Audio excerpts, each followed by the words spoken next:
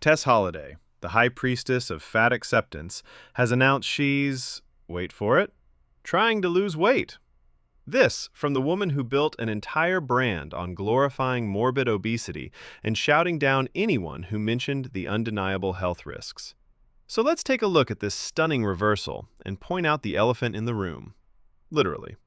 I just did school drop off and I was sitting here thinking to myself, why is me losing weight different this time than maybe it has been the previous time?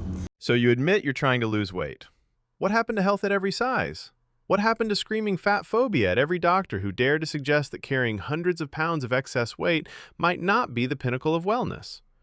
I think something is very off with her health since she takes this path. But the damage she has already done to her fans? And I know if you grew up in the 90s and 2000s, you know that if you were plus size, you were automatically on a plus size to weight loss train.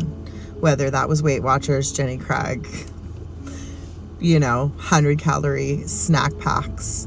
We've all been victimized by that. Yes, maybe the methods were questionable, but the path was still correct. Humans still lose weight the same way. Calorie deficits, movement, muscle building. The 90s didn't victimize you because they encouraged weight loss. They just didn't package it in a way you liked. That doesn't make the underlying idea wrong. Lane Bryant workwear for our regular clothes. We were all little baby business people in the 6th grade. So I thought to myself, why is this time different? I've tried to lose weight before, but why is this time different?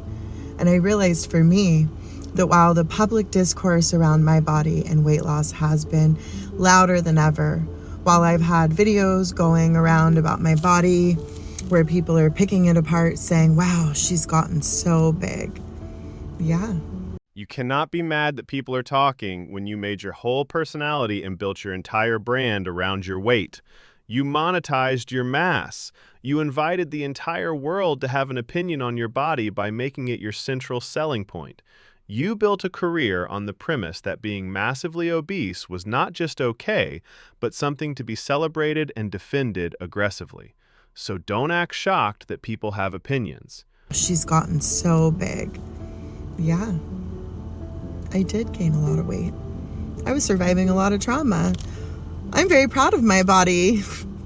No, you're not. If you were truly proud of it, you wouldn't be trying to change it. That's a fundamental contradiction. And what trauma? The trauma of being anorexic? I'm very proud of my body. Or, she's such a bad mom for being fat. Doesn't make you a bad mom to be fat. It doesn't. It just makes you a mom. Let's be brutally honest here. We're not talking about being chubby or even 50 pounds overweight. We are talking about extreme morbid obesity on a scale that requires consuming 8,000 to 10,000 calories a day to maintain. That isn't a little indulgence. That is a full-time, self-destructive obsession. At that size, your mobility is crippled, your health is failing, and your life expectancy is plummeting. Choosing that path when you have children who depend on you is a selfish act. It is a form of neglect. Yes, being that fat absolutely makes you a bad parent. You are prioritizing the gratification of your appetite. You are evil toward your kid and toward your fans. You are selfish, evil person. It just makes you a mom. The reason that this time is different is because I no longer feel the need to defend myself. I don't. I think I carried other people's projections about my weight. The weight of other people's projections onto me was so heavy. And I finally feel free. I feel freer than I ever have. It took me a long time to get here. Not the sun coming out while I'm saying this, the irony. But I feel free and I feel great. And people are always going to talk. I just don't have to let it get to me anymore. I'm glad you're finally on the path to physical health. Truly. But spare us the postmodernist psychobabble about projections. The reason this time is different is because your doctor gave you really bad news. Your body was trying to tell you something the whole time. The critique still stands. You helped normalize a level of obesity that is objectively dangerous, and many people followed your message and paid the price. Let's see what the comments say.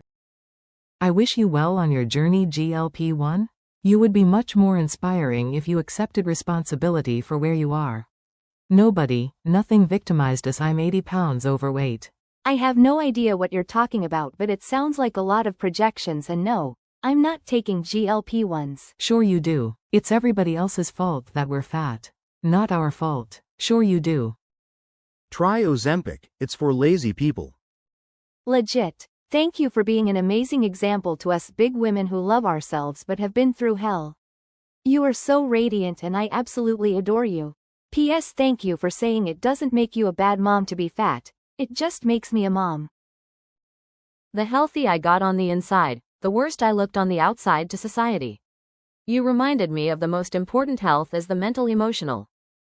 So are you going to be documenting this weight loss journey? Not intentionally. Well done, Tess. It's different because you wanted it for you and not for people on the internet. It's for you and your kids. No one else's business. There is so much help, so take it if it's what you want. If the weight gain was caused by negative life circumstances, trauma, it's hard to see how you can still claim that weight gain is always totally fine, healthy. In this case, it seems like it was a negative side effect of a negative circumstance.